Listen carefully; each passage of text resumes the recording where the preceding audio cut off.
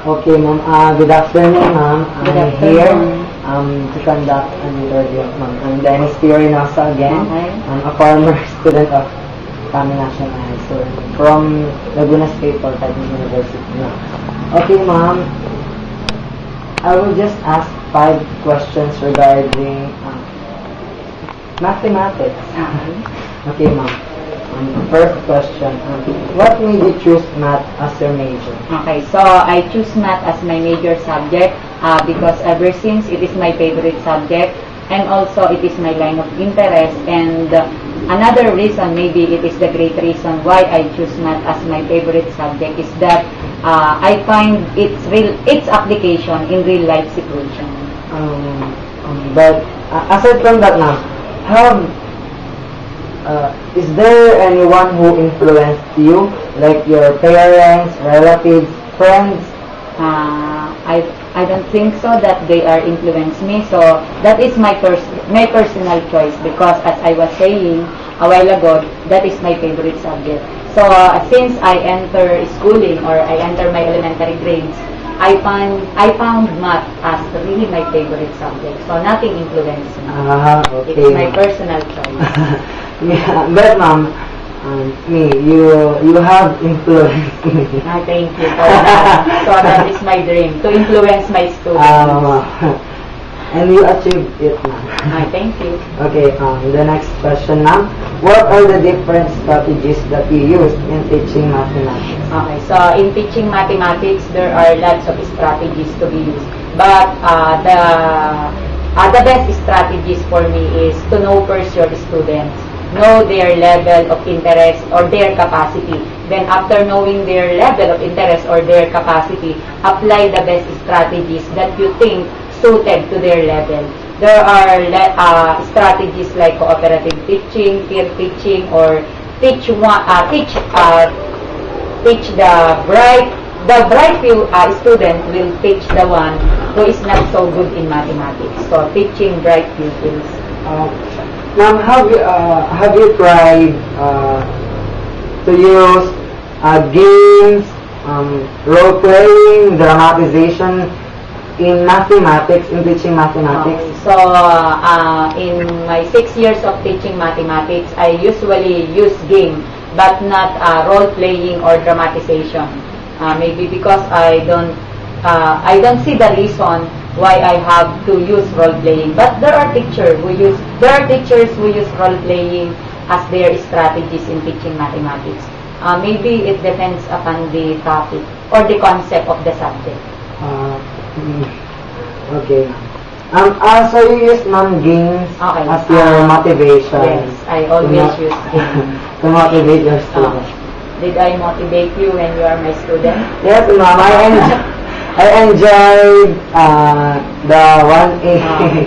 Most of my students, or almost all my students, enjoy 1A. Sometimes they call me Miss 1A or Mrs. 1A. I enjoyed it when I was your student. Okay, now. Okay, the next question. What do you think is the main reason why there are lots of students hate mathematics? So there are lots of students who hate mathematics. Maybe the reason is the teacher. Maybe one of the factors is the teacher, because as you all know, there are teachers in mathematics who are very strict. They don't show to their students how to love the subject. The best thing that a teacher can do for a student to love the subject is show first that the teacher loves the subject, and they will know the subject through hard work, patience. So there's nothing to fear about math. It's an enjoyable subject. All you have to do is to love the subject. In return, the subject will love you too. And ma'am, so you're saying that it depends upon the strategy or the teacher why mathematics didn't love by the student. But that is not the reason, it is one of the factors. Maybe the student doesn't really love math because they don't know how to compute. They are fear that they will not learn the subject, and because of that thinking in their mind, they are not pursuing to love the subject or to solve mathematical problems. Okay. Our fourth question. When you were in high school, what do you think is the hardest branch of math and why? Actually, joking aside, so I don't I really enjoy math, as I was saying, so I don't really find it hard. All the branches of mathematics I really enjoy all the branches, but as I have observed from my previous students, they really find hard, the branch of mathematics that they really find hard is geometry. Maybe because you have to memorize the formulas, the theorems, postulates, especially in proving. Yes, ma'am. Students find it really hard It is to prove.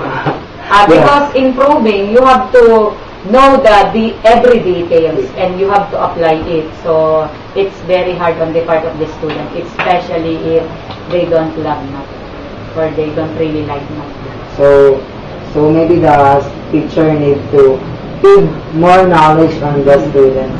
And ma'am, since you find geometry as one of the hardest branch of mathematics, in your high school, when you were in high school, have you failed on it?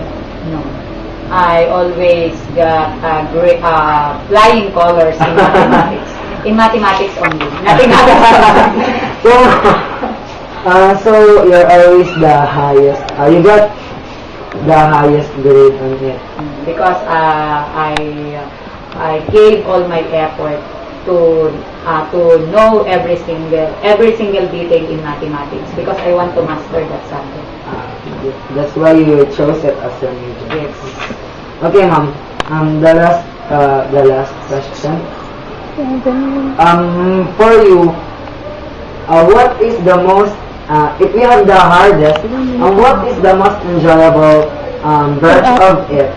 Okay, so for me, the most enjoyable branch of mathematics is algebra because it's for almost all of the students, it's a basic. You just have to compute, find the value of x and y, just add the x plus x, so it's very easy for me.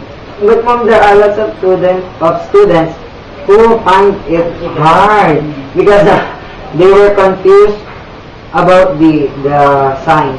Yes, because when you want to be good in mathematics, the first thing that you are going to do is to master the sign numbers. It's one of the foundation. The very foundation, all branches of mathematics use the sign number. If you don't know the rules or the laws of sign number, you will never be a good in mathematics. That's the very foundation. So if you want to be good in mathematics, master first the sign numbers, the law of sign.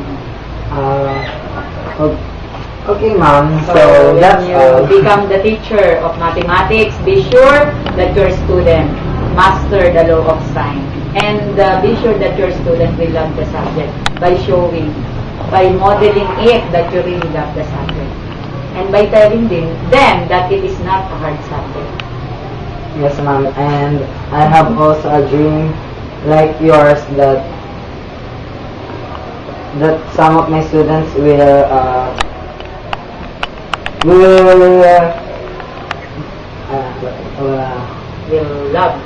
love the subject and also to influence my students. Okay, so good luck for that, and I'm hoping that we will realize that dream. And I'm hoping someday that you will become a teacher. Yes, I'm looking forward to that. Thank you, ma'am. Thank you so Okay, much thank for you. such a wonderful interview. Thank you. Salamat.